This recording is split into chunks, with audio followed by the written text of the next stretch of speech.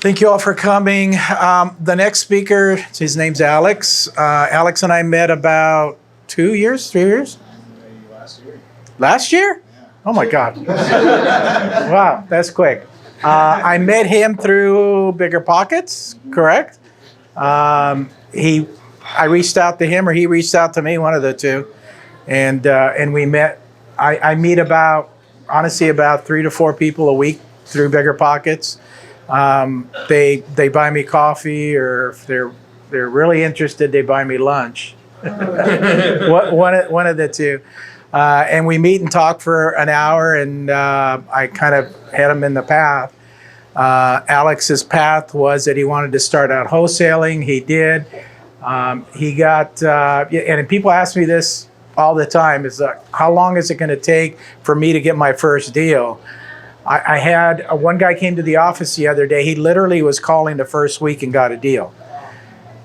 You could be calling for 6 months and not get a deal. So it really depends, you know. Alex got a deal quickly. We bought that deal from him. It was in Carson. Alex made some good money. We made some good money on the deal. And from there, he's been continuing to do wholesaling. And I know that he's acquired some mobile homes, kind of like you have. And I think actually in the same area that you're investing. And then Alex asked me to invest in one of them to flip last month. So that's what we're in the process of doing, flipping a mobile home, because I don't do mobile homes at all.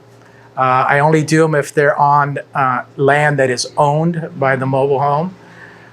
This one is, so I told him yes, and he got it at a fantastic price, and he can tell you what that is. But without further ado, Sweet. Come on up. All right. Hey. Thank you, sir. Yeah, this is kind of weird because I'd say 14 months ago now, I first read Rich Dad, Poor Dad. My fiance and I were actually in a band together for the last 10 years. 2020 hits, the whole touring industry, which is kind of primarily where we made most of our money, just went down the drain. So never saw that coming. I thought like live music and live entertainment was going to be, here forever.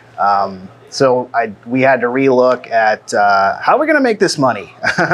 So read Rich Dad, Poor Dad. It's kind of cliche at this point, but it just kind of blew my mind, even though it's a really simple book. It doesn't really tell you how to do things. So from there, went on Bigger Pockets, started just consuming as much as I could about real estate. And then, they always say, find a mentor, find a mentor, find a mentor. And it's honestly the easiest path to success. So you don't have to go through the same mistakes that everyone makes, because in real estate, it's pretty much tried and true. The fundamentals haven't really changed, I'm assuming, since the beginning, So I reached out to Joe, and I think he said, I have a meetup, so why don't you, come and join us? So I did that, and we were on Zoom at the time, and I was just kind of lurking. I was just sitting there, just watching him kind of explain it, and he called me out, and he was like, hey, like, what do you want to do? Like, what are you interested in? And I told him, I was like, yeah, I want to learn how to flip. And he said, all right, we'll come by the office and I'll take you around to some of my flips that I'm doing. And so I did that. And just kind of got hooked at that point. And basically he just said, you know what, if you want to get started and you don't have your own money to do it, you should look at this thing called wholesaling. And I was like, all right, like, what is this? So then you got to go down that hole. But the great thing about Joe is he's always available. Any questions, so it's just it's a great resource to have. So these meetups, and then obviously having Joe there to answer any questions is great. But the main thing for me was that I just started taking action right away. So the wholesaling thing, it's pretty simple. You pull a list, you start calling people, and I did that, and I just calling, like even just hand dialing before I got to buying all the software and stuff, because I didn't really have any money to kind of get started. And then one of my first techniques was I was calling real estate agents in the area and asking them sort of for, you know, pocket listings or anything that wasn't on market. And so I would call 10, 20 a day. And after I would say like a month, I got a call back from one of the agents, and she said, yeah, I got a deal right here. I need a cash buyer. I'm not going to put it on the market. It was all these things. And so I called up Joe and said, hey, does this sound like a good deal? He said, hell yeah, lock it up. Lock it up. And I didn't know like anything. I was scared signing like any little thing. I didn't know what escrow was. I didn't know what a title was and none of that. But I just kind of like every little thing I would just call him and be like, what do I do now? What do I do now? What do I do now? What do I do now? And so got that first deal, and that was pretty much on the 1st of January last year. And then once that happened, it was like, it was over. I was hooked. It's just like, it's, if you put in the time and you put in the consistency, it's life-changing. So from there, I started just doubling down. I was able to get the software, so I was able to text blast and cold call. And then kind of just went from there. I started virtually wholesaling out in Jacksonville. And so through this time, this is maybe 6 months into it, I started getting more into the seller financing, and I wanted to buy something for myself and Lauren. And so I started looking out in the Inland Empire, and I ended up in Hemet for some reason. I just pulled a list in Hemet. I was like, okay, this is like reasonable prices, and the rents make sense. So if I could get something for seller financing, it just kind of makes sense out there. And I ended up going into the mobile homes because out there they have mobile homes on land. So there's 2 different ways that mobile home parks are set up. Some of them are you just buy the mobile home and then you have to pay space rent. And then there's also mobile homes on land. So I ended up getting into that, and I got 2 rentals that way through seller financing. And yeah, like in December, I got another deal. I locked it up originally at $85K.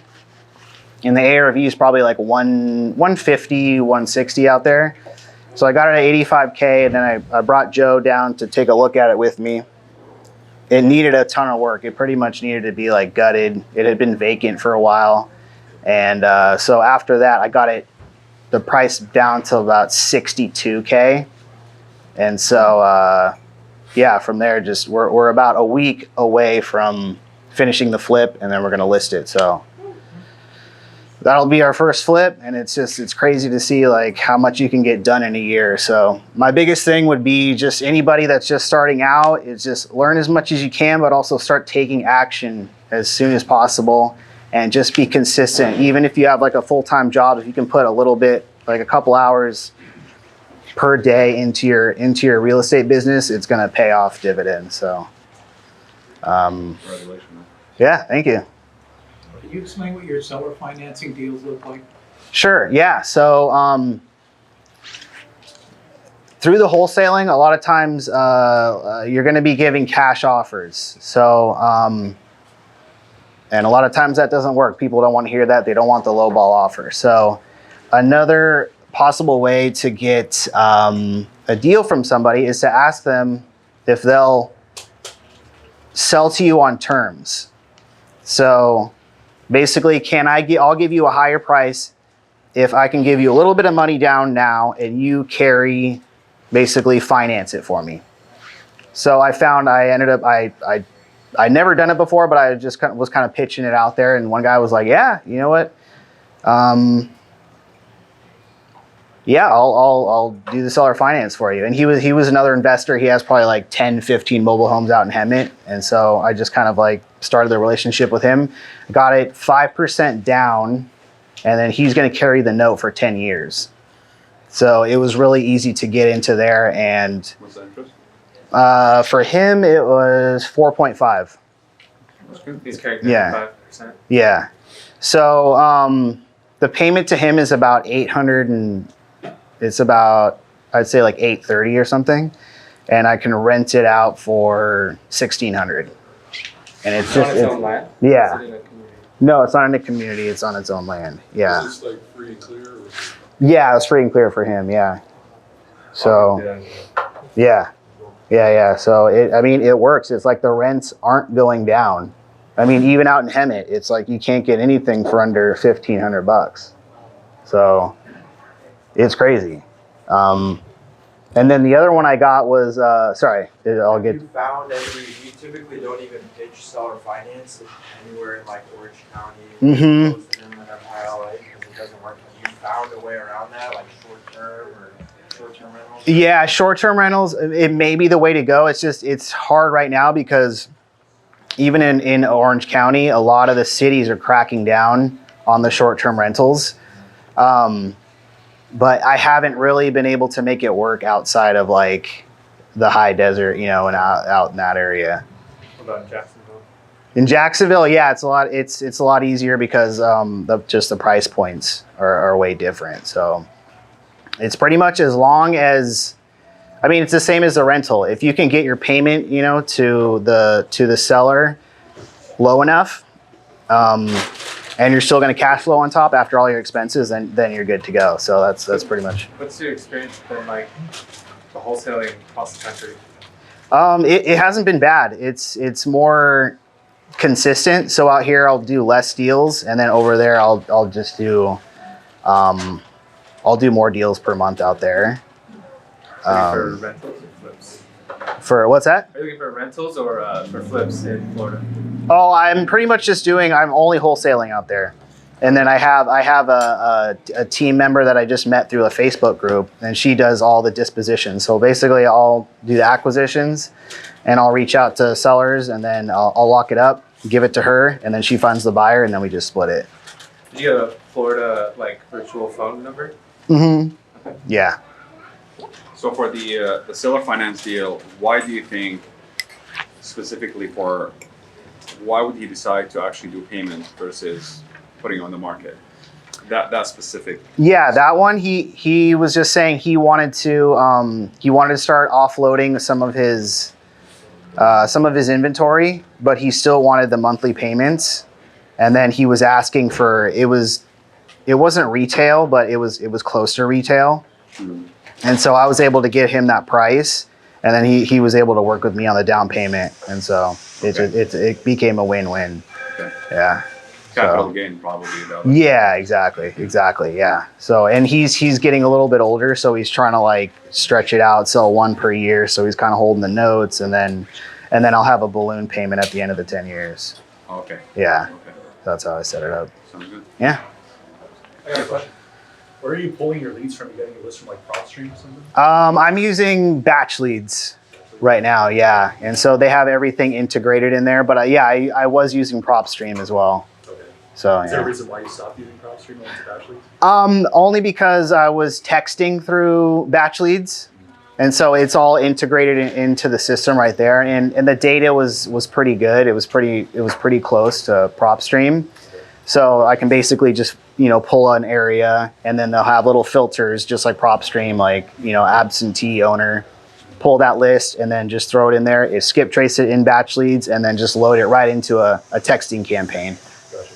Yeah. So Yeah, we just stopped using PropStream because they no longer can list. Yeah, they gave no more MLS. Mhm. I think their headquarters is around here somewhere. yeah. Yeah, but what we're finding, so I'm a realtor, so I have my license, so for California, we're okay. We're struggling in Missouri where it's a non-disclosure. state, Right. And batch is not that accurate. No. Yeah. So we're struggling a little bit there. I don't know if Florida's a non-disclosure. No, it's not. But I was looking in Texas as well, Yeah. and that's kind of the same thing. They're trying to say that you can look at pending sales. Right. And I was like, that doesn't make sense because that can be Yeah. variable. For sure. Yeah, it's getting a little tricky right now because this year I know they're starting to crack down on wholesaling in different states. And so they're going to I think they're going to start making it a lot harder for wholesalers to gain access to that sort of stuff. I found a way to kind of get past that because when you start wholesaling, you're looking for an end buyer. Right. You don't have the cash. So now I'll just buy the deal. Right. And I'll wholesale it later. Oh, there you go. Yeah, no, that's definitely the way to get around it. Are you using your own funds or do you? Private money and personal. Okay, perfect. Yeah. So is PropStream MLS available in California for PropStream? No. So they just got their whole access to the MLS revoked.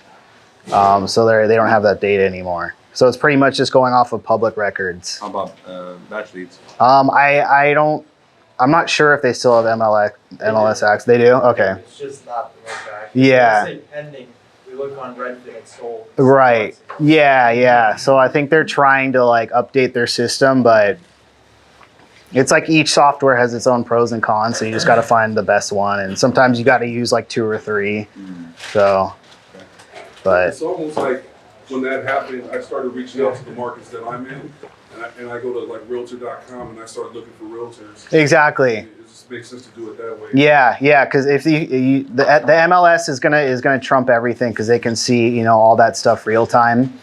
So if you can just reach out to realtors, that's probably the best way to do it. That's a good call. Are you finding that? Are you offering them something to comp for you, or how do you work that? So, because I know like wholesalers and investors are getting a bad rep in the realtor world, so I kind of preference like, hey, look, I need you to find me a deal, and I need you to represent me Right. the whole way. Right. You'll still get paid. Right. I just need like I work virtual, so I don't plan to come to the state. So if Right. you can kind of help me do whatever I need to do, you'll Nice. represent me if I sell it. There you go. And if you can find me someone who can, work on the deal, Okay. that'd be great. There you go. Just kind of build that rapport to show them that I'm a real buyer. Nice. So Yeah. Awesome. That's they'll cool. never call me back too. Yeah. I know. It's amazing if they'll even answer their phone. It's like You guys don't want any business. Yeah. Yeah. No, I know. It's this year is going to be pretty interesting because I know the National Association of Realtors is like really cracking down on wholesalers having a license because that's the one. I mean, and I get it from their perspective because the barrier to entry is so low. For wholesalers, that some people can get in there and lock up properties and end up screwing over a seller who really needs help if just if you don't know anything or just out of sheer ignorance. So I can see where maybe requiring a license will kind of standardize the whole process, but as of right now, you can still get in there and just without any license, make some good money off of that. So. Sweet. So there's another deal that you did. Are both on seller finance, the deals that you did? Yeah, there was a second one in Sierra Dawn. So there's like a mobile home park out there, and I got that one for $75K. ARV is probably like $125, and like an older lady, and she was just done being a landlord, and so same thing. Was 5% down, and then she'll carry the note for 10 years. So. And how did you find the deal? That one was just through texting. Okay. Yeah.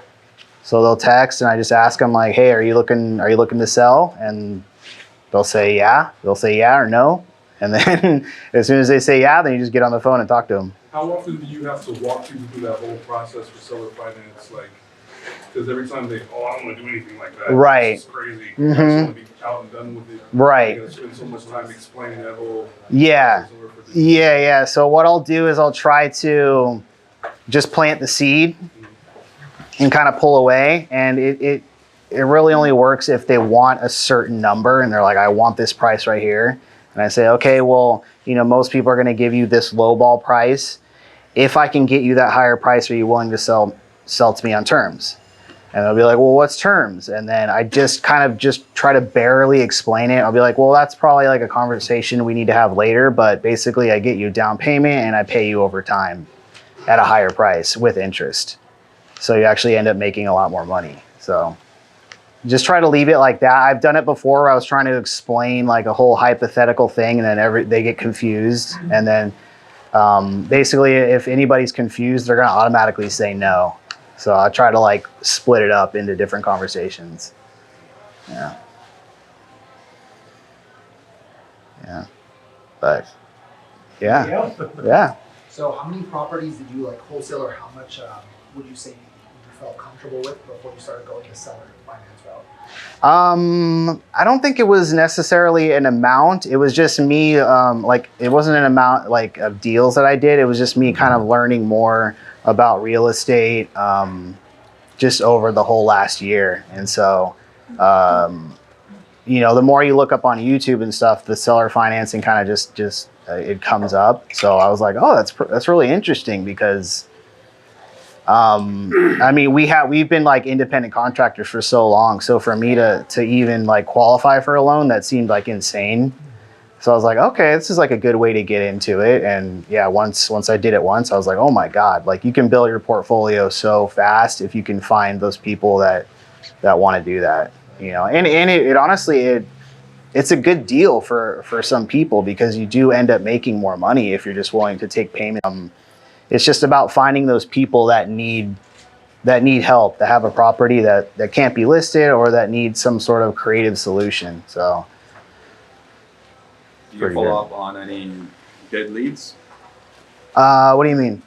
So someone that said no, do you have a system where in a few months you just follow up back again with those people? Not really. What I'll do is if someone says, I'll usually just have warm or hot. And then for all the no's, oftentimes I'll just pull a whole list again and then just hit them again. Yeah, with like a new number or something. Yeah. But yeah, like people's situations change, you know, like every 3 months it could be completely different. Yeah. So it's do you use your own money for the down? Yeah. Yeah. Okay. Yeah. So yeah, that's one thing I'm trying to look into right now is like private money, and because I'll come across deals and it's just a matter of you know, getting money for like the down payment or the repairs. And so if anybody has any cash that they want, you know, like 10-12% return on there or interest only payments or something, then that's definitely something I'm looking for.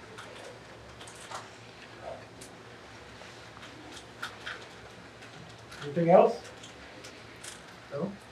Cool. Hey, thank you guys. Yeah. Take this, John.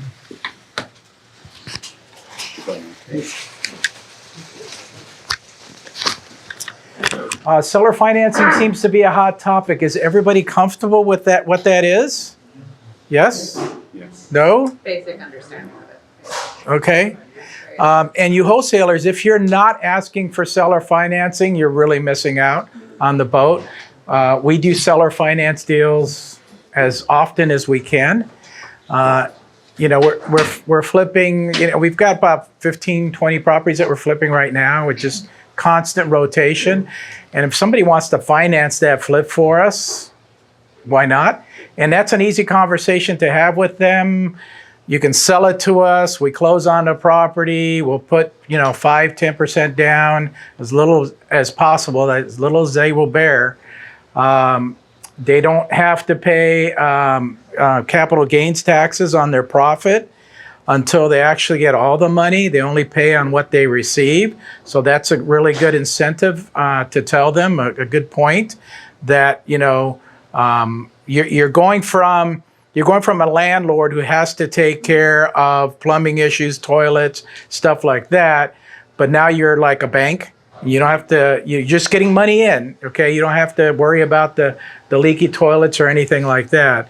So we try to sell it as much as possible. It's a good tool that we use. And then, you know, we're in there less than 6 months, they get all their money at that point in time. So if you're not asking, you should be asking. Again, Orange County, you have a more sophisticated seller, and they may not be willing to do that, especially if they, you know, own a really expensive house and they need that money to go buy something else. But out in Riverside, San Bernardino, we're doing deals out there that are seller financed all the time.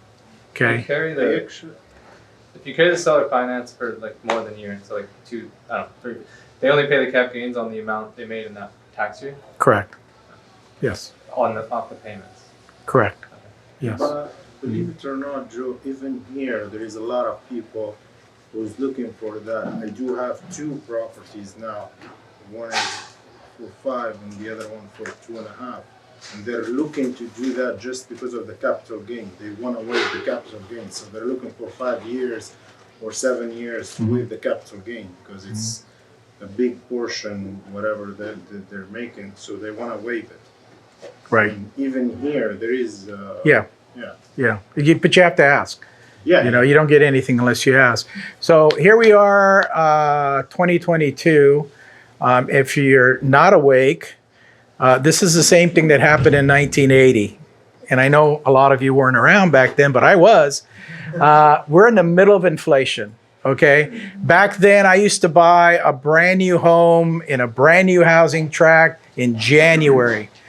And the builder would not finish building it till November. I bought it for $125. By the time it got down to November, it was worth $175. And so I literally just took possession, put it back on the market, and sold it. I'm doing a flip here in Mission Viejo. Not the same thing, but kind of. The guy was going into foreclosure. I bought it for $750.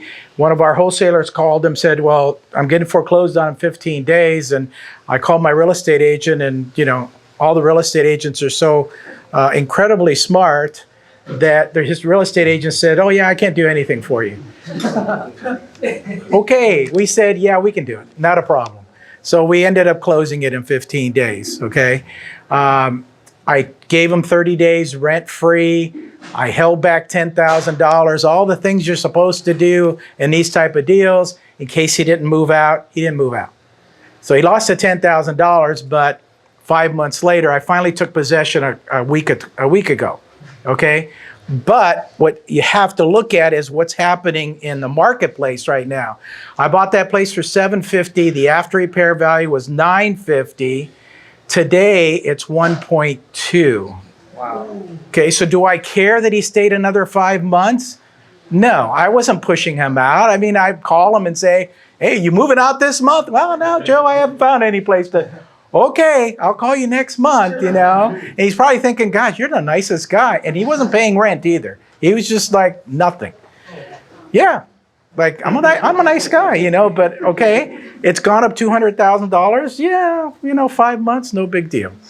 So, If he would have waited, he could have sold at a profit. yeah, but he he couldn't wait. He had about $300,000 of equity in there. And so if he would have been foreclosed on, he would have lost a lot of that, you know. So that's why he let me buy it from him, basically. Can you explain the $10,000 thing you said? Okay, so I never trust anybody. Okay, sorry, I don't. And so when I bought the place from him, he was the homeowner. He was living there. He said, "Can I rent it back for 30 days for $0?" I said, "Sure. We can close the transaction, but I'm going to keep $10,000 in escrow to make sure that you get your butt out in 30 days. If you don't move on the 31st day, that money automatically comes to me," which is what happened. Where'd the money come from? That was from his side of the escrow. That was his money. That was, sale price. So that's his money to get if he complied with moving out. He didn't. So basically, the purchase price increased by $10,000. Well, no, not increase, like you had decrease for me. $10,000 cash, right? It decreased for me.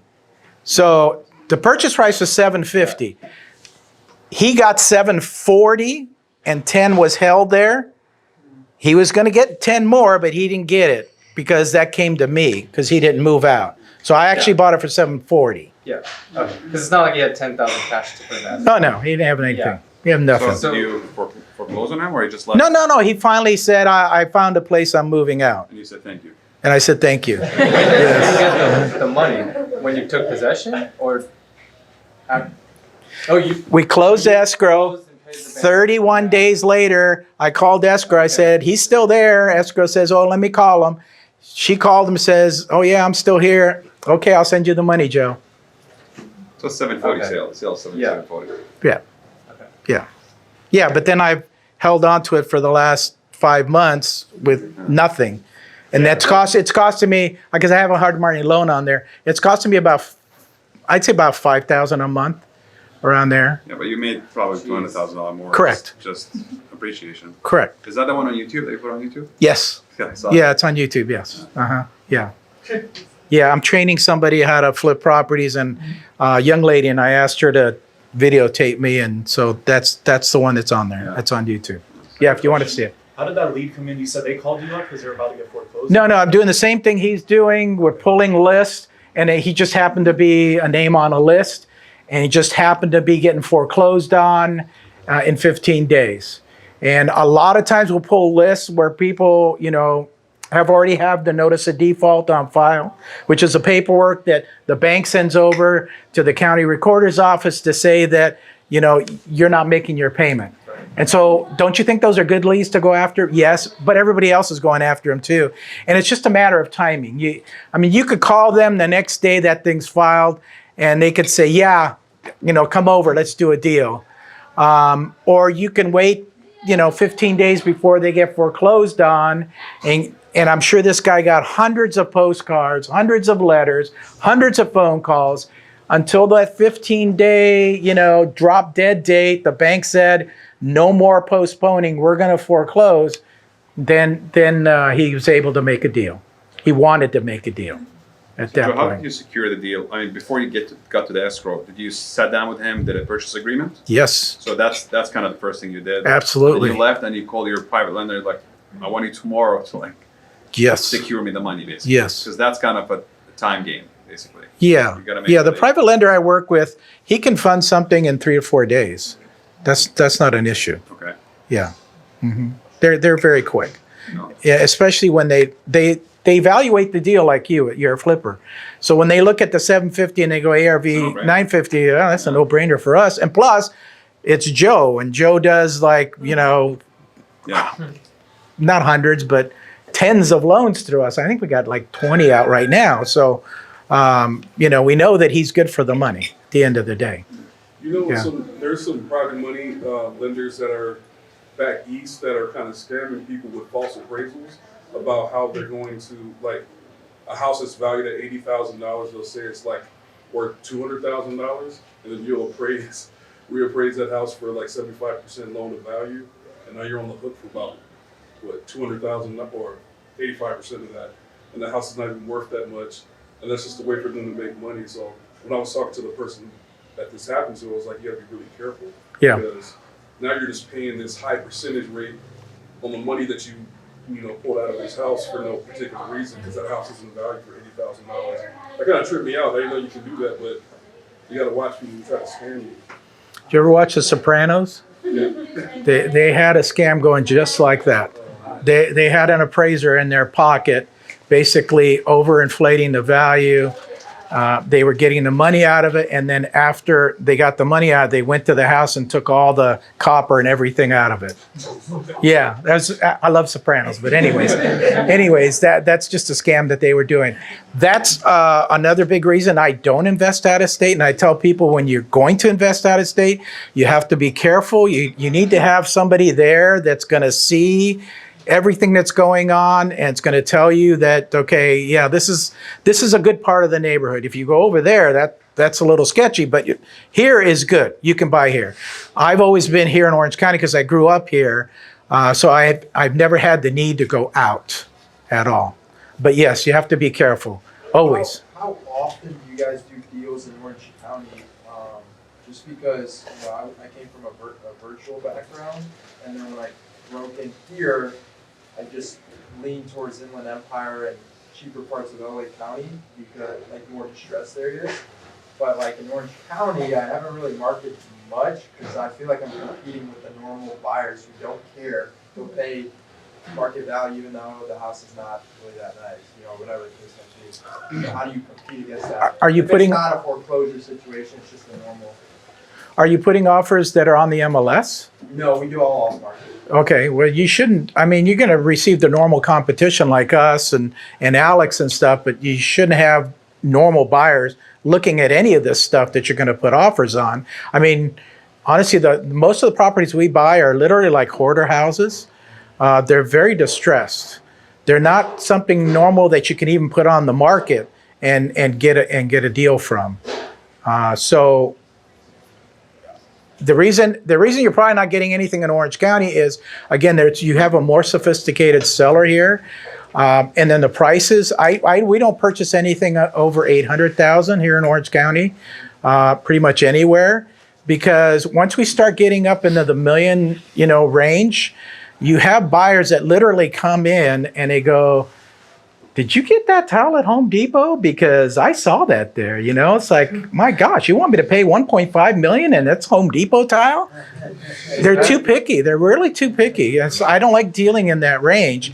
I'd rather deal in, the normal middle cookie cutter range where people are actually looking for a house. They bring their kids with them. It's like, oh, it's brand new. Everything looks gorgeous, Joe. Yeah, okay. Not that I buy stuff at Home Depot, because I don't. We have relationships with tile companies, cabinet companies, everything around here that's all wholesale. So we get it at even better prices than you would get at Home Depot. But, sometimes Home Depot is there because it's there and it's convenient. And so I'll go grab something or whatever. But, we have 2 properties in Orange County right now. My son's doing the other one. He bought it. It's in Foothill Ranch. He actually got it off the MLS. I don't know how he does it, but he does. He calls the agent and, he kind of like sweet talks to the listing agent. And they literally, it's on the market like less than 3 or 4 hours. He gets an alert, because as an agent, you can put alerts on, whatever properties or areas you want. And he gets an alert and he calls them and sweet talks them into, hey, is this what you want? Really? Is this what you want? I'll send you an offer. And they end up accepting right away. So the last, I think, 3 properties he's done that with. And off the MLS, which is literally, if you're an agent, that's almost impossible to do. Especially if you're an experienced real estate agent. If you're a rookie, maybe you can get away with it, but... He bought it creative finance, you said? No. He bought it off the MLS. He didn't compete with anybody. They literally sold it to him in 3 hours. The agent, I don't want to bash the agent, but the agent wasn't intelligent enough to tell whoever called that said, hey, let's just let it run for a week, especially through the weekend, see how many offers we get. I sent an offer yesterday. For a property in Costa Mesa. It's not a fixer. It's, nice property. Listed at 1.4. The agent called me back today, goes, Joe, just want to let you know I want to be fair with everybody. I go, okay, here we go. 35 offers, most of them cash, and you're the lowest. I'm thinking, well, why are you even calling me, I want to be fair. He goes, 1.6 or above, remove appraisal, all contingencies must be removed in 10 days. That's going to get you in the ball game? I go, okay, well, yeah, we're 1.5, so yeah, my client's not going to go for that. So that's how crazy the market is right now. Absolutely crazy. Are you reevaluating? I know you've always said capped around $1 million. $1 million now is what used to be 800,000. So are you? When you say you don't buy the super high-end properties, has that number changed for you? Is it is it 2 million now? No. We're still. We've been having a lot of success in Riverside, San Bernardino. We're buying properties for $200,000 and $300,000, selling them for $400,000 and $500,000. And so, if we can buy stuff in that price range, you can buy 5 of those. If you're looking to buy something at $1 million, hello. And we, are making the same return because it's crazy market. We're making, 60, 70,000, 80,000 on each deal. Hello, if you do that 5 times instead of 1, wouldn't you do 5 times? I would. Yeah. Most of the time, holding is a 500,000 to 700,000 property, and in 4 days you'll sell it. $1 million, it may take you 2 months. Yeah. So that 2 months carrying a loan and stuff, that's money, that's expense. You don't want to. We did buy a property recently in Bakersfield. Anybody know where Bakersfield is? It's like I told my son-in-law. I said, I'm not going out there. Dreams. I'm not going out there. Bakersfield, the place where you don't even want to drive through it. It's like it's way out there. It was like a gorgeous place. It was 1.2. Okay, you think Bakersfield, 1.2? It had a tennis court in the back, swimming pool. huge 5-bedroom house. It was gorgeous. It was like on the golf course and all that. It was a wholesale deal, and we bought it at 1.2. We literally, they moved out. We sent the cleaner over there to clean it up, literally put it back on the market, and we got an offer the other day at 1.4. Yeah. I love those deals that you don't have to do anything to, but it is in Bakersfield. My son-in-law goes, well, wouldn't you drive out to Bakersfield for $200,000? I said, yeah, now that you say that, I'd probably do that. But I think that's the farthest we've purchased something now. Like I said, we have a couple in Big Bear that we're doing. One we're going to turn into an Airbnb. The other one we're just going to sell off. We just got another property under contract in Joshua Tree. He said 400 and it's worth 600. So we're probably just going to flip that because he really doesn't want to get into the Airbnb business, but whatever. I don't know. In Big Bear, does everyone have to take the trash? I had an Airbnb this last weekend, and I had to take the trash to a different place, like 3 miles down the road. Yeah. So I was like, do I pay for this? Like, $400 this Airbnb, and I got to throw my own trash away? I used to have a cabin up in Big Bear because my dad and I built one up there, and I sold it a few years ago. But we had trash cans there. Anybody wanted to? I didn't do Airbnb yet. I just had family and friends. We had trash cans in there, and the trash company would come by. So I don't really know what you're talking about. I don't know. Maybe they've changed something up there. I know that even Big Bear is starting to put some rules and regulations on Airbnb stuff. And so we are going through a permitting process right now to get all that approved. And I heard that they were going to start limiting the amount of Airbnb properties up there. So like 100 a year or whatever. So if you go up there and you want to buy something, make sure you check all that stuff before you go up there. Same thing with Joshua Tree. Joshua Tree is getting really heavy into Airbnb stuff. And so they're going to start putting restrictions on there as well. Is vacation rental going to be in this? Like, are there any different tiers of like that type of rental? Like, are they focusing on Airbnb, or is there going to be like a special like? No, they're all the same. I'm just saying Airbnb because that's the most popular, but pretty much they're all the same. Yeah, they're all the same. Mm-hmm. Joe, do you leverage your investments to do conventional loans, like income that you get to get like a low interest on conventional loans where when you acquire properties? So like the income that you receive from all the flips, would you leverage that to actually buy a property on conventional loans? No. You don't? No, all the money that we get from our flips goes right back into the business into buying some more. The reason why everything that we buy, we do hard money on. Okay. The reason why I'm asking is because on creative financing, you own the deed, right? But the seller actually do still make on the sub two basically. The seller still actually makes the payment for the bank. So if I'm doing a refinance or if I'm buying a conventional loan, the bank technically wouldn't see it on my credit report that I actually own this property, but he would find out from my bank statement or from my tax reports, right, that I actually do make a payment on this property. Do you think that would affect on a DTI if the bank if I'm trying to get a new loan or refinancing an existing loan?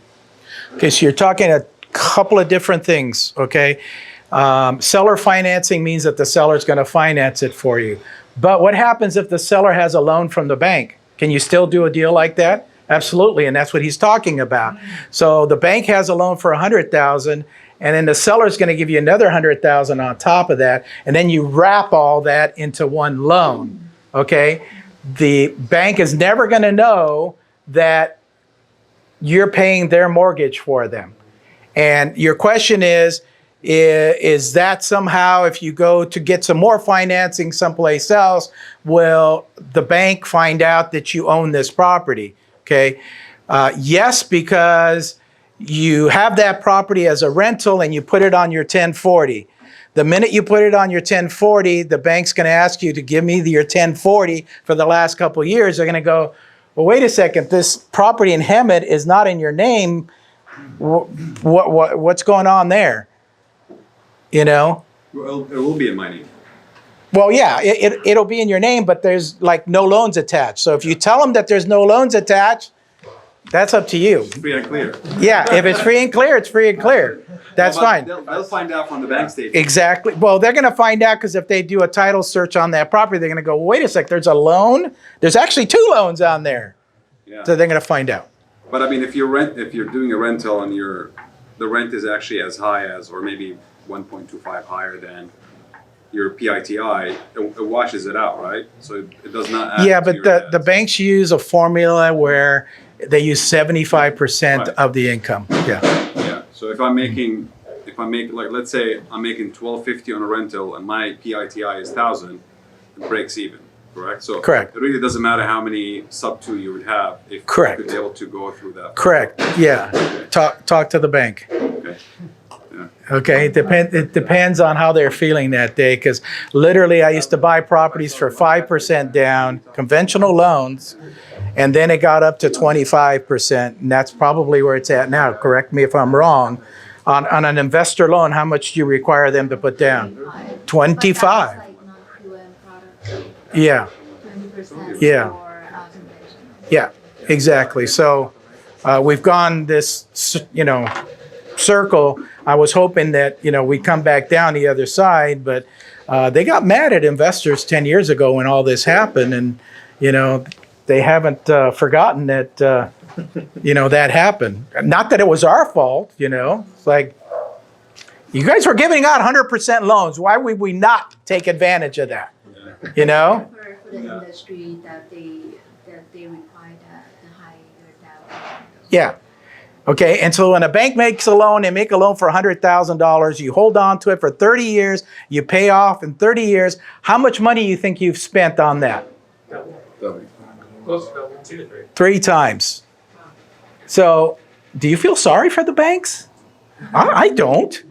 Like, they make it $200,000 on a $100,000 loan. Yeah, that's their business. That's what they do. That's how come they don't want to take properties back. They were forced to because there were so many properties last time. And then I don't think you're going to see that this time either at all.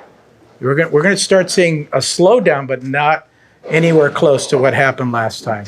There's too much equity. Just gonna ask, it seems like back in 2005, 6, and I was a toddler, not a toddler, but I was a youngin' then. But I still do remember that there seemed to be more of construction boom, so the supply side was higher. Mm-hmm. And it seems to me that this time the supply side is not as high, even if the demand drops, that we're not gonna see as dramatic of a drop as there was back then. 'Cause I No, remember hearing not at about all, because back then you were buying stuff for $500,000, and then the market did a downturn and it was only worth $200,000. Right now, if you bought something for $500,000 3-4 years ago, it's worth $1 million. You've gone really the right way in that you're not going to get foreclosed on because you have a lot of equity there. So you're going to call a real estate agent and say, I can't make my payment anymore. I can't afford this house anymore, but I'm not going to lose it. I need to sell it. So put it on the markets. Let's sell it and give me my money, and I'll move someplace else less expensive. You got a couple of trailers that are for rent on Hammett, right? I do. Yeah, there you go. Yes. How do you know if it's a good sub-2 deal? Like, does the income that you would be making need to outweigh the mortgage that you're going to be paying or the payment that you're going to be paying the seller? Like, how do you know when you're going in, like, okay, this would be a great sub-2 deal? Well, absolutely. Yeah. It's like if your mortgage payment, whether there's a first on it, I sold one of my condos 20, 30 years ago to my renter because he wanted it. And I took 3 loans back on it. I took a first, a second, and a third on it. And each was maturing at a different time. That's why I did that. I also did that because, I knew at the end of the day he wasn't going to be able to afford it and I was going to get it back. But when you structure a deal like that, you have to make sure that there's enough room in there to make everybody, happy. So the people that you're paying their mortgage to, the the property taxes, the insurance, anything else that goes on there. And then on top of that, you should have at least $300 or $400 coming in every month in your pocket. I think for the sub two question, like if you can enter into it with, like if they don't have any room, if they're like underwater, I mean your consideration is real low. Like I give you $1,000 just for showing up because you're taking the brunt, you're making the payments. So like for them to have a higher consideration, like I want 5,000. Well, like you're gonna lose this house anyway. Yeah. So let me make you a deal. Like Yeah. I give you $1,000 for the keys. I just listed my my friend's house, and I actually think that it might be a good sub too, and I think that they would do it. So I'm thinking like maybe I should pitch that to them, but I just want to know like I want to know if it makes sense for me because I don't want to put myself in a bad position. Yeah. And I also don't want to screw them over because It makes sense. It makes sense to you or anybody if you're going to make money on top of everything that you have to pay. Number one, or number two, if you're a gambler, let's say you buy it right now in January, and inflation keeps going like I know it's going to, keeps going, and in December it's worth another 100,000. Would you do the deal? Yeah. Well, hell, if they say 5% down is fine with us because we like you, we trust you, and we're going to do 30-year financing, and we're going to give you, let's say they're really nice, and like Alex's people, 4%. Okay, me, if you were talking to me, I'd be charging you anywhere between 9 and 10%. Why? Because I want you to pay my loan off real quick. Okay, and that's your incentive to pay it off. But let's say not 4%. Okay, and let's say they'll let you borrow that money for 10 years. I'd do that deal every day. Absolutely, twice on Sunday. Yeah, yeah, every day. Absolutely, just set it up so that everything works out for you. And like you said, with rental, if you can only rent it for $3,000, but all that adds up to $6,000, that means you're going to be losing $3,000 a month. Okay. However, in this market, if you're losing $3,000 a month for 10 months, that's $30,000, but it's gone up $100,000 at the end of the year. Would you still do the deal? Yeah, but again, you're like gambling at that point. So you have to make sure you're doing the right thing. Okay, the other thing you can do with seller financing, okay? So for example, you did that, you put that all together, then you go out and you find somebody that wants to buy the house. You buy it for $500,000, you find somebody else and you go, I'll give it to you for $600,000. Give me 10% down, which means you've got the money you put down, and then you wrap both those loans, like he was saying, and have them start paying the mortgage to everybody. Okay, and now you're completely out of the deal, other than you've just created a mortgage for yourself where you're getting money from that deal. And then second piece of hire the other person that which you wrapped it, they have a higher interest rate. Correct.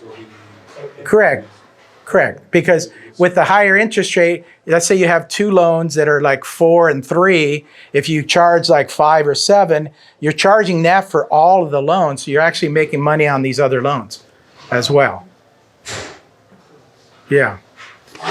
That's creative financing. I lived on that in the 80s. It was like, the interest rate was 16% back then. So you had to get really creative on how to, buy property and sell property. When I sold my house, I took back a loan for $100,000, and I did that for 3 years. And then the guy ended up paying me after 3 years because we came out of the 80s. If you're a history buff, we had that peanut farmer president. What was his name? Carter. Thank you. Carter. Yeah, that's what he was, a peanut farmer. Was he? Yeah, he was a peanut farmer. Yeah. And then we got Reagan right after that, and then the market did this. So kind of good timing that, I did that because I needed to sell my house, and I bought the one that I'm living in now that I've been in there for 42 years. Same house. You ever get wholesalers calling you? I was talking to somebody the other day. I don't get wholesaler calls. I do get a lot of postcards because I own a lot of buy and holds. So I do get postcards and letters all the time. I mean, literally every day I get something. But I don't get calls. I do not get calls, which is, I don't know why. but I don't. I'm curious, so what is your, The are you trust. primarily flipping or are you doing any wholesaling? I've got a team of wholesalers. They do the wholesaling. I don't like to make calls. So I put a team together and they do the wholesaling. And then we buy the properties from them, give them, their fair share. And then we go in and flip the properties. Got it. Are they directly like your acquisitions and your dispositions? Yeah. Yes, Got it. yes. And I did that about a year and a half ago, because I saw the writing on the wall. We were buying stuff off the MLS. We were buying stuff at the courthouse steps. That was all drying up really bad. So So how do you make your determination for like wholesales, like ones you're gonna flip or ones that you're gonna actually wholesale? Like, is there like a metric that you look at, like, well, I don't wanna deal with this, so I'm gonna wholesale it out to someone?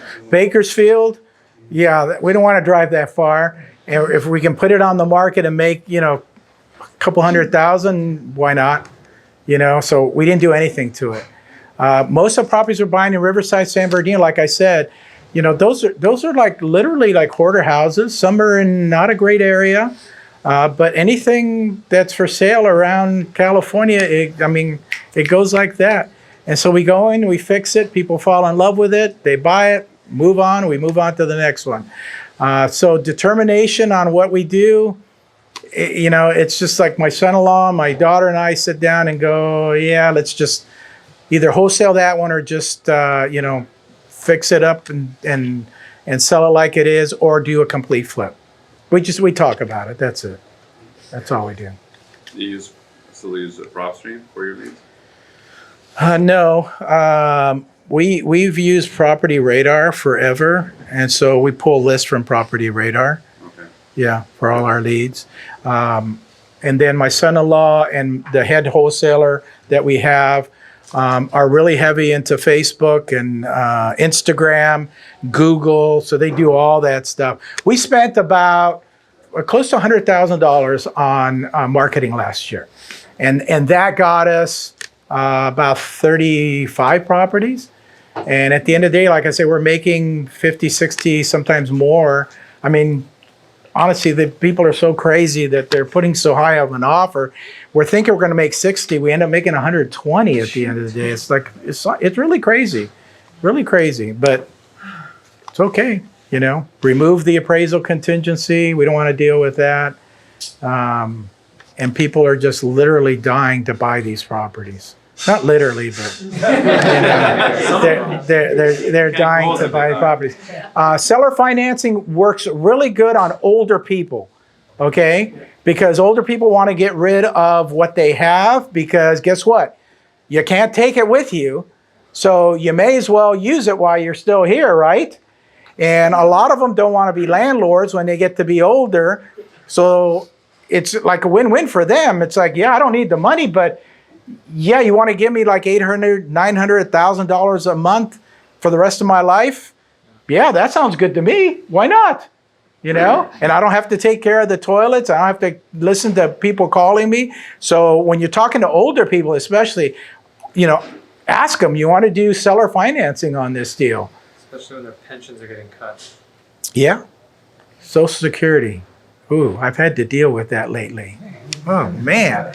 Social Security is terrible. Medicare is terrible. Medicare I started, and they ask you, well, how much are you going to make this year? And I said, yeah, I think I'm going to only make $50,000.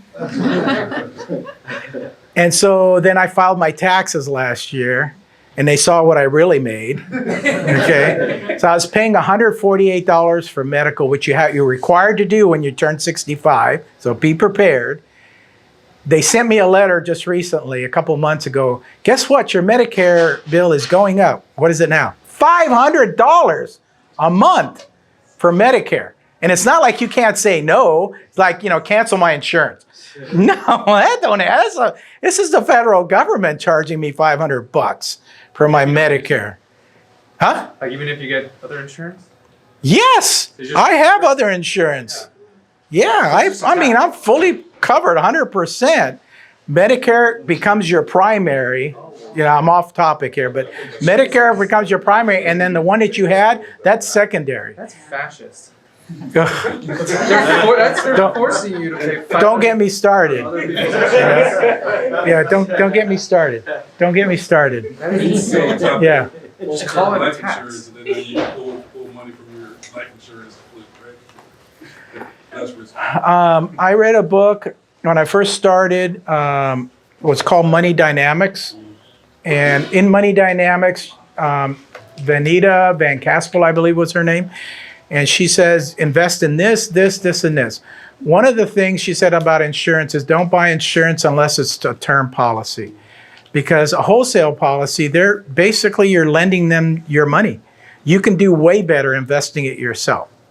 So I never did. I never had a whole life policy because I kind of took her advice. Now it's up to you to investigate whether that's good advice or not. She also told me to invest in gold and silver, and I did when it was up here a long time ago. And then it did this, and then I had to wait literally 20 years before it came back up. And then when it came back up, I sold it all. And so I broke even after 20 years. I didn't make any money on that. Okay, so I'm off gold and silver. When I first started investing, I was investing with we used to have these people that are called stockbrokers, and they used to invest your money for you because they were the professional. That's why you hired them. Okay, so I sent $10,000 to my stockbroker. He sends me a statement back the month after, $9,000. And it's gone. He sends me back a statement the second month, $8,000. I give him a call. I go, hey, what's going on? Oh, Joe, stocks go up, stocks go down. I've got you in something long term. Don't worry about it. Just sit back. Third month, it comes down to $7,000. I knocked on his door and I said, hey, I can lose money just like you. Let me have my money back. That's the last time I ever invested in the stock market. I don't do that. We had the .com. I know some of you are not old enough to remember that, but we had the .com bubble, and people used to, I lost all my money in the stock market. Oh my God, Joe, how much did you lose? Nothing. I wasn't invested in the stock market. I learned my lesson. Okay. And then we've had other ups and downs, same thing. I lost all my money in the stock market. Joe, how much did you lose? Nothing. Okay. So that's me. We were talking about these self-directed IRAs and Yes. legislation. I know that they didn't pass that legislation completely. Thank God. But they were talking about it maybe in 2030 and capping the limits to 10 million. Yes. So that kind of says what, depending on how you look at it. Most of the flips I do now are through my 401k because I don't have to pay taxes on it until I use it. So I take my money, I buy the property, I fix it up, and then I take everything and put it back in. No custodian. And yes, I do have a custodian, but it's self-directed, so he only charges me like $150 a year. So it's very low. And then I have a checkbook, so I literally, I was writing checks today, here, out of my 401k. It's something that if you're young, that I would literally, think about doing, especially if you're going to be involved with real estate and flipping real estate. It's a good way to, guess what? We all get old. We're all headed in the same direction. And they did change the age where you had to, they make you automatically withdraw it. Why? Because they want to charge you taxes on it. You've been, doing all this tax-free stuff. It used to be 70. They increased it to 72 now, which is good. Okay, but at 72, then I have to start drawing from that. But isn't it a good thing that I'm going to put an extra $200,000 when I sell my property in Mission Viejo into that? I don't know if I'll ever use it. I'm hoping to be around at 72, but who knows? It's probably going to be spent by my kids. Do you know if it works with the Roth? Yes. So that you don't have to pay taxes at the end? Yes. Yes. Yeah. Yeah. The Roth, the Roth IRA, you put money in, it's taxable money you put in, okay, but you can take it out tax-free. The IRA or the 401k, let's say I put in, I always put the max in, so let's say I put $30,000 or $40,000 in, I deduct that from my taxes for this year. So I made $30,000 or $40,000 less because it went in there. But when you get 72, you have to start pulling it out. They're going to tax you then.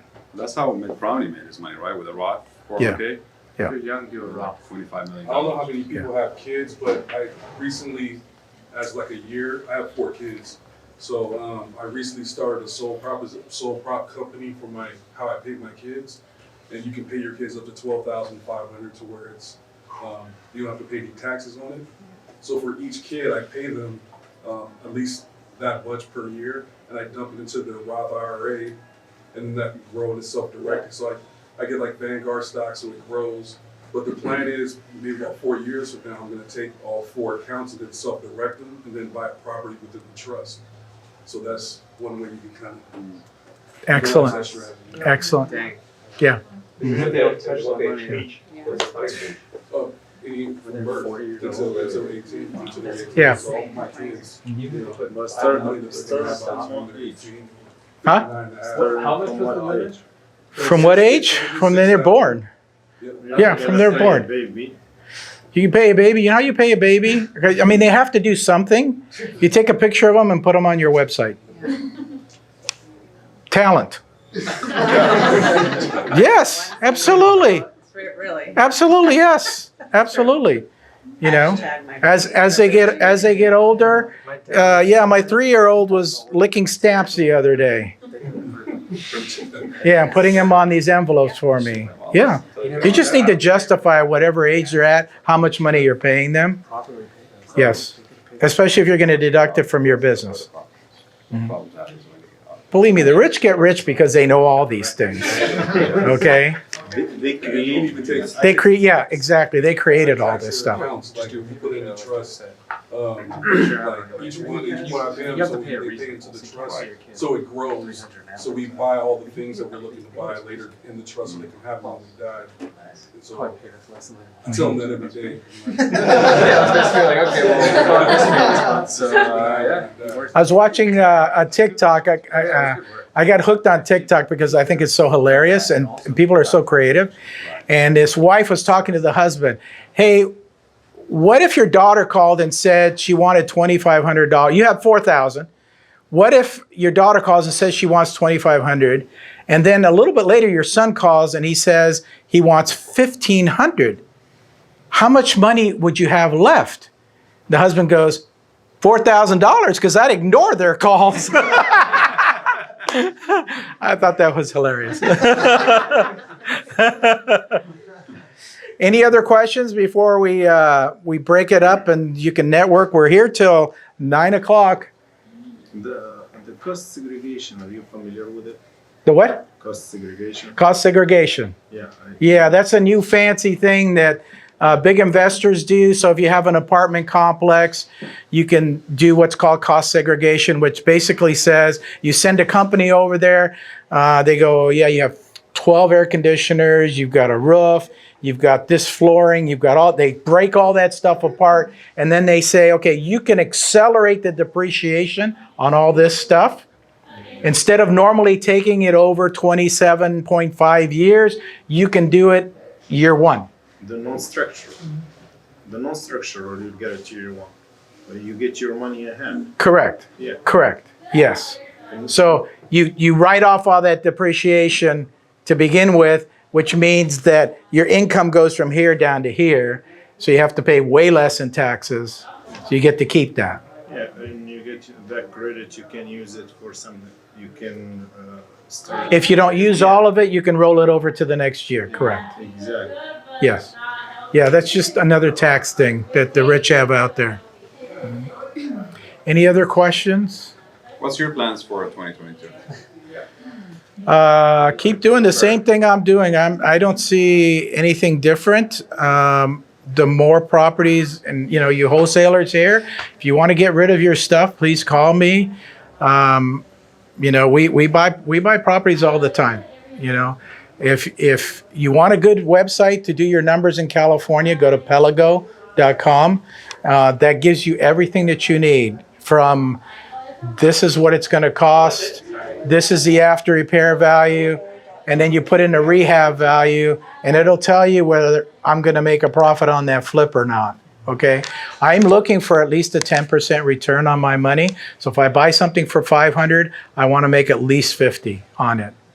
Okay, and I don't see anything changing for the rest of this year. Even if interest rates start going up, it just gives me more opportunity to buy stuff at a better deal. Yes. Do you buy vacant land to develop on? No. No. No. I need stuff that's cash flows as quick as possible, and most of the time it's just flips.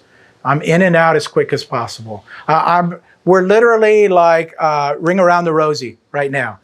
And I don't want to be caught without a chair. So I want to go in and I want to come out as quick as, because if something turns around in this market, if Russia decides to invade, okay, and then, you know, the Biden administration goes crazy because, yeah, Russia invaded, like, oh, well, what do we do now?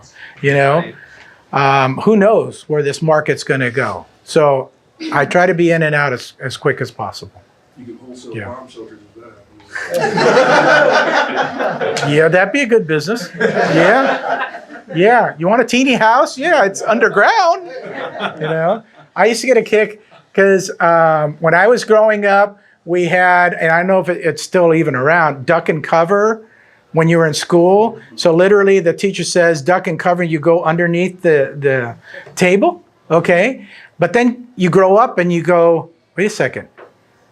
A nuclear warhead hits, you may as well kiss, you know, your what goodbye, because I don't care if you ducked and covered or not. You're gone, you know? When I used to be in the Army, they teach that same principle. And when you're training, they said, like, in the event of a nuclear blast, this is what you're supposed to do. And I laughed. You're supposed to, like, just lay down on the floor, tuck your feet. And I'm like, come on, man. Yeah, yeah. You're just going to die. Yeah. You're just going to Yeah. your death. But that was crazy. A few years ago, Hawaii decided to put their air raid sirens back into function, okay, because North Korea is threatening, they still are, okay, oops, the alarm went off. And everybody's panicking, they're running to shelters because they still have them over there, and it was a false alarm. And I'm thinking, come on, Hawaii, you know, this is 2020. Yeah, it's 2020. You know that if that nuke's going to hit Hawaii, there's nothing going to be there. You're going to have time maybe to call your mom who lives in New York and say, "Hi, Mom, sorry, bye, bye." Come on, reality, okay? Really, reality, you know?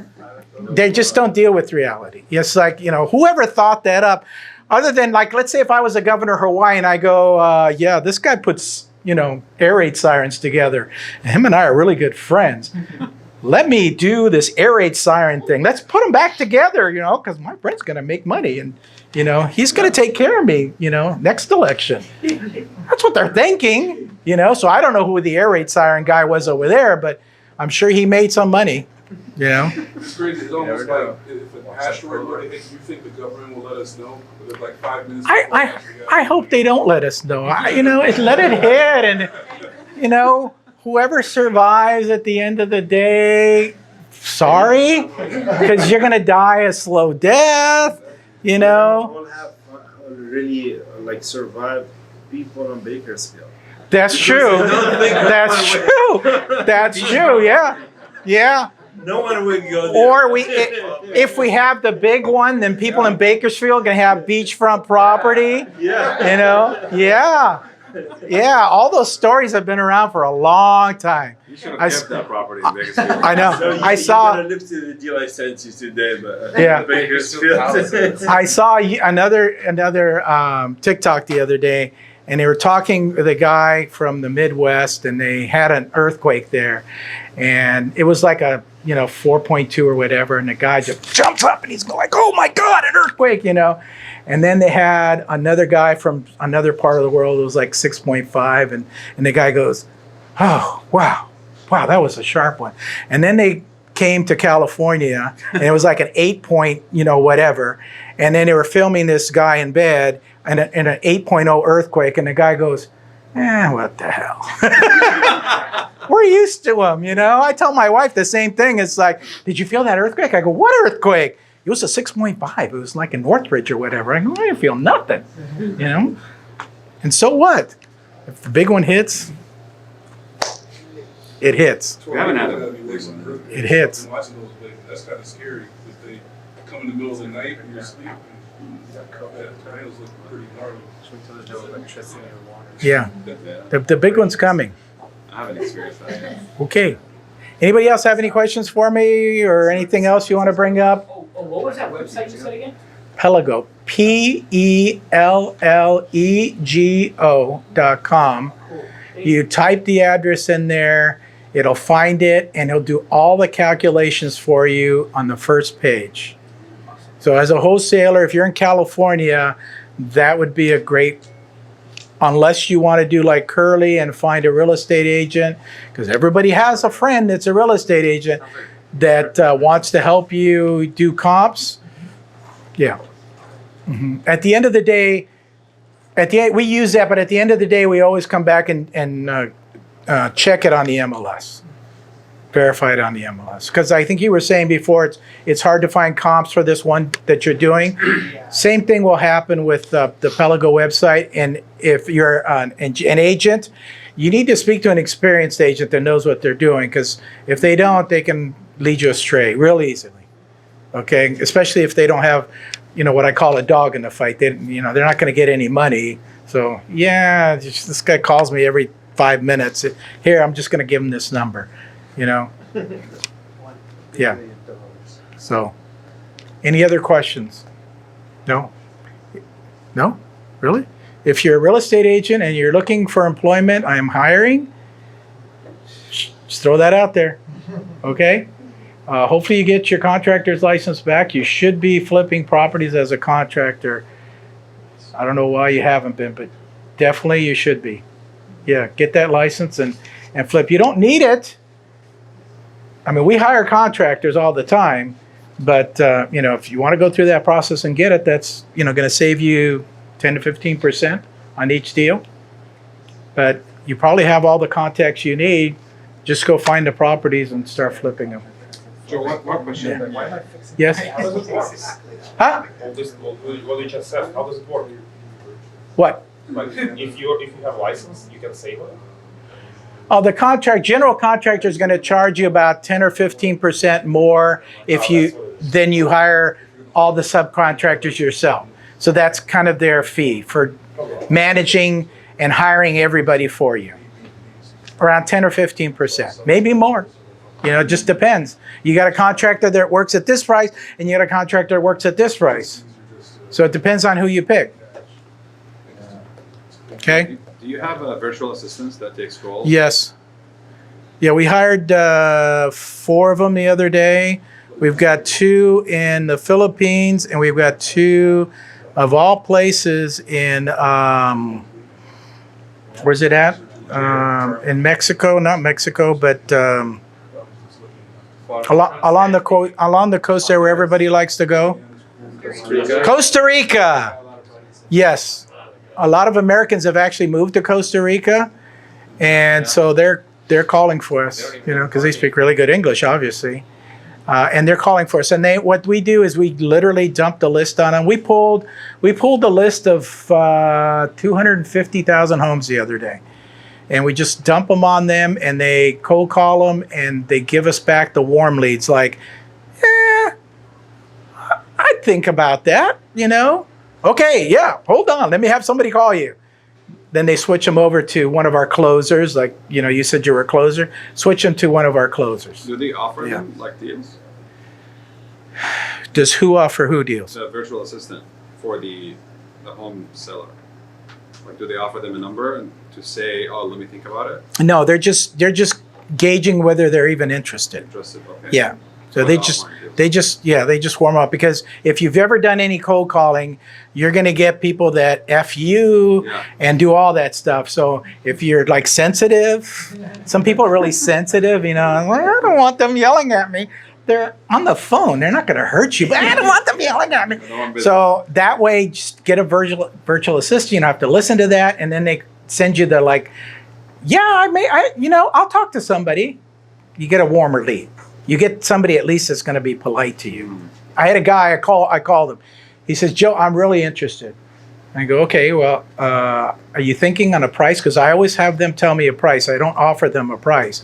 Because what I found is, I'll give them 300, and then the guy goes, I'll sell it for 250. Okay, So anyways, this guy goes, yeah, I'm really interested. I'll sell it to you for $500,000. Put it in a bag. I'll tell you where to drop it off. Oh my You God. leave it there, okay?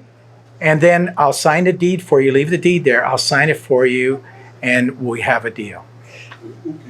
He's joking, obviously, you know, but those are the kind of calls that you have to go through to get to the person where it's actually going to say, you know, yes, I'm interested in selling you the property. Husband and wives need to sign. Okay, I bought a house at a foreclosure auction once. It was $150,000 in equity still left on the property. Okay, we bought it. We contacted the owner. It was a divorce situation. He was fighting with her. She was fighting with him, and none of them wanted to sign. They'd rather lose the money. Okay, whatever. You know, not my fault. So, yeah, just. If you can do virtual assistants, they're not that expensive. I mean, it costs a little bit of money, but I would rather have them call and warm up the leads, and then we take over after that. If you're going to increase your business, I mean, you guys actually calling?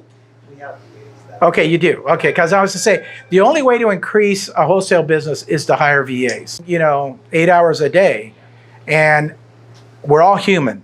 Okay, if somebody says you're a what, we know we're on the other side of the phone. They can't hurt us, but you still take it to heart, you know? It's like, gosh, why did he do that, you know? I'm a nice guy. Why would he do that? And you think about it all night, and you can't sleep, Do you get you know? the recordings? Huh? Do you get the recordings or not? Oh, yeah. I had them, and when they send me the recordings, sometimes when I hear it, it's Yeah. just Yeah. funny. Yeah. Yeah. People tell me, like, why don't you go find a real job? I'm like, Yeah. I'm too smart for that. Yeah. Yeah. Yeah. Absolutely. Yeah, you have to have a thick skin. If you're going to be the caller, definitely have to have a thick skin. What's your Ask, do not stop asking how much you want. You know, the other question that we ask that we get a really good response on, I'll answer your question in a second after I hear it. Do you have anything else to sell? Do you know somebody else that's selling property? Okay, we get people, oh, you know what? My Aunt Margaret that lives just down the street, she was thinking about selling her place. Thank you for reminding me about that. Let me give you her number. Hello? Ask all those questions all the time. what CRM system do you recommend? I don't know what my son-in-law and my wholesaler are using right now. I think they're using Podio, Okay. and somebody set up the account for them through Podio. But I'm not sure. Like I said, I don't do calls. Yeah, I don't. I'm a nice guy. I'm very sensitive, right? Lauren, come on. Yeah, I'm a nice guy. You know, it's like I don't want somebody yelling at me. You know, not that I can't take You it. just wanna make You know, not that I can't give it back because I do. But I'm a nice guy. You know. You're a nice guy, Joe. But you did it before, right? I did, yes.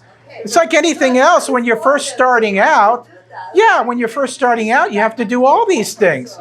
Absolutely. Yeah. When I first started, I mean, I didn't start flipping 50 properties all at once. You know, you start with one and you go, wow, I made 15,000. This is back 40 years ago. I made 15,000 on this. That was really good back then, you know. I go, let's go do it again, you know. So then you just keep going at that. You know, back then it was way easier to buy property. There is no such thing as wholesalers. You'd buy properties off the MLS. I'd buy properties off they had a little throwaway newspaper called the Penny Saver around here.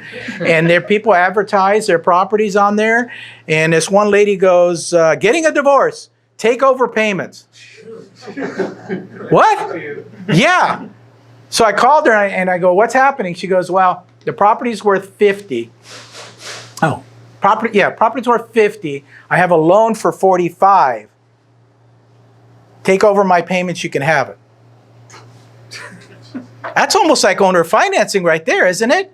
And back then you could do that stuff with the bank. They stopped that after that. But back then you can actually assume that loan. Okay? So I said, sounds like a deal to me. So I put $5,000 into it, and I took over the payments on a deal like that. Yeah. hmm Yeah, I mean, seller financing, is like really good. If you can get that, it's really good. Even if you're paying more for the property, like Alex said, at the end of the day, the way things are going right now, hold on to it for a few months and put it back on the market, sell it. And has anyone ever dealt with like subject to like a lot of people don't know that you can subject to a VA loan, and in order to get around that, you just do like a contract for deed. Because I had a recent one for that, like because VA loans are very specific, as to like the person who holds it. So in order to get around that, you just do a contract for deed. So that's like the easiest workaround for that. Yeah. VA loans, they still let you assume the loans on VAs. Everything else they will not let you, but there's ways to work around it. Okay, so if there's a loan on a property, just do a land contract and just wrap everything into one. Yeah, there's ways around it. It's like, honestly, it's like anything in real estate. You were talking about wholesaling, and of possibly getting rid of wholesalers and having to get licenses and stuff. I can tell you, I've been in this, industry for over 40 years. The most unethical people are real estate agents. Sorry, but they are, And so if they say, you can only wholesale if you have a license, big deal. Then you pair up with somebody that has a license, which is how we handle everything. We have a 2-page contract. It clearly states on there, we're buying the property to make a profit, and this is our license number.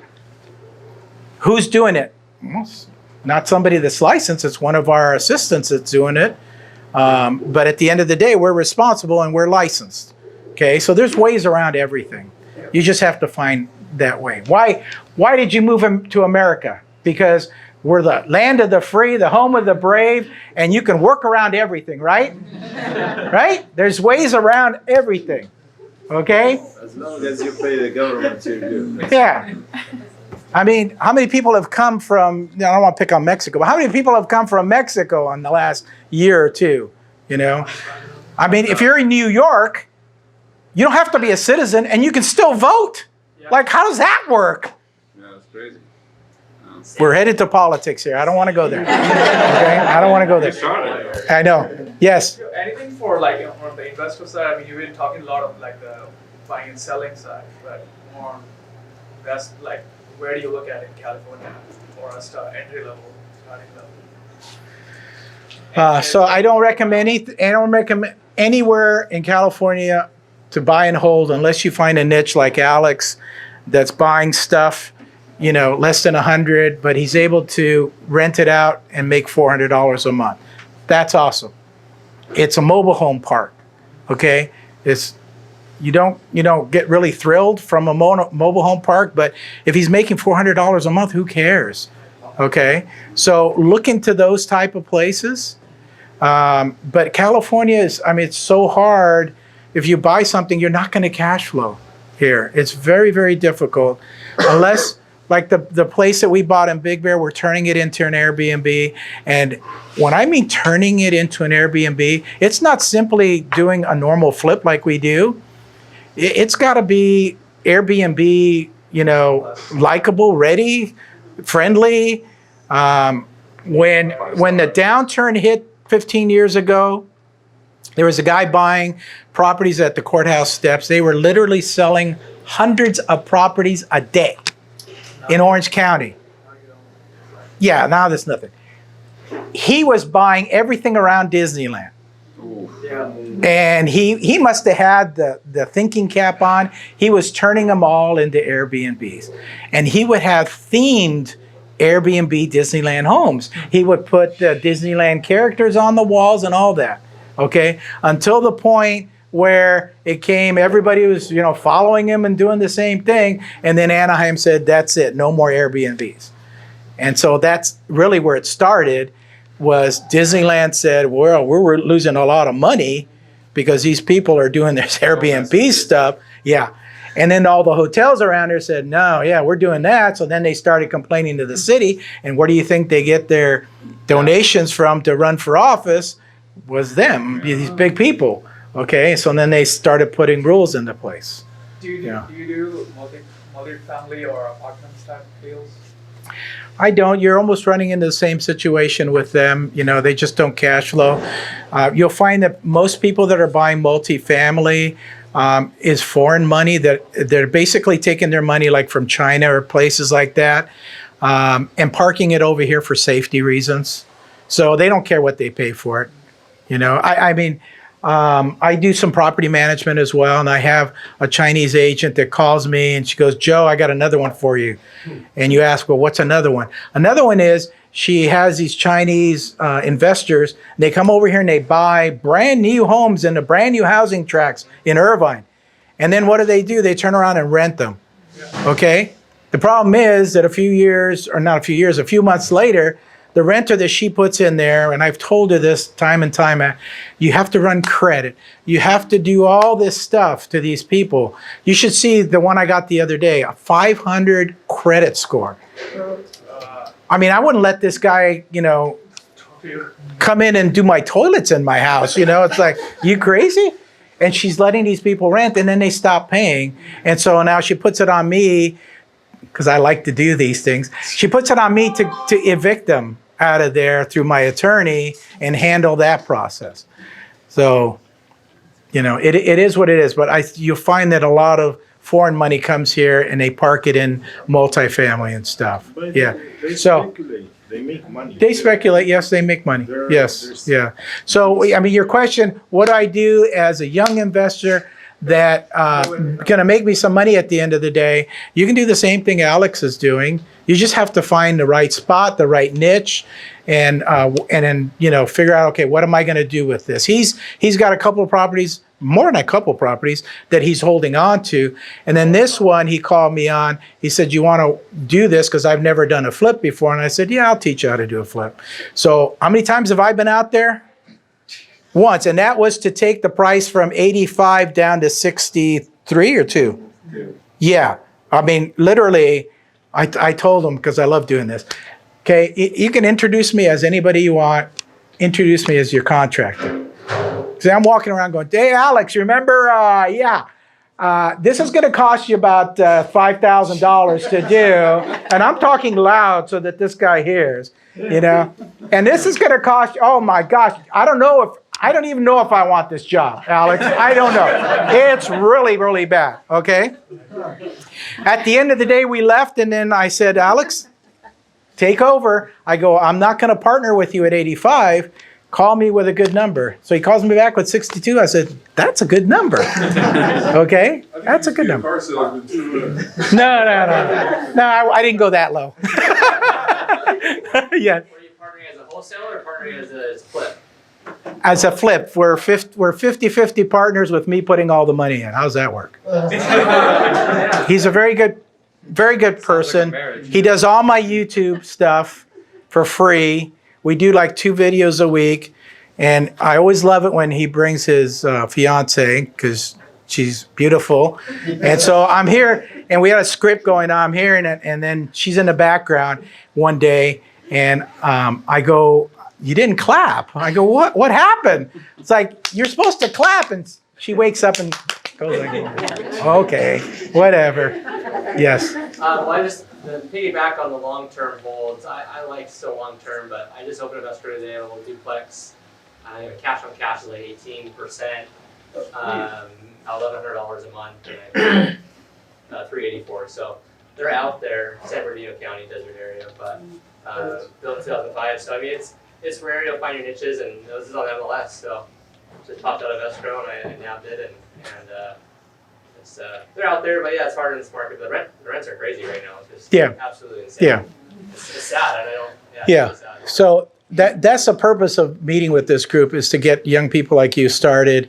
You have to get started. Like Alex said, you have to get started. If you don't get started, then don't come back next month, because, you know, you have to get started. Don't be afraid to get started. You have to get started, because if you don't get started, you know, you don't do anything, really. So find your niche, find what you want to do. Don't worry that you don't have money, because, you know, money flows to good deals. If there's a good deal to be had out there, somebody will lend you the money, you know.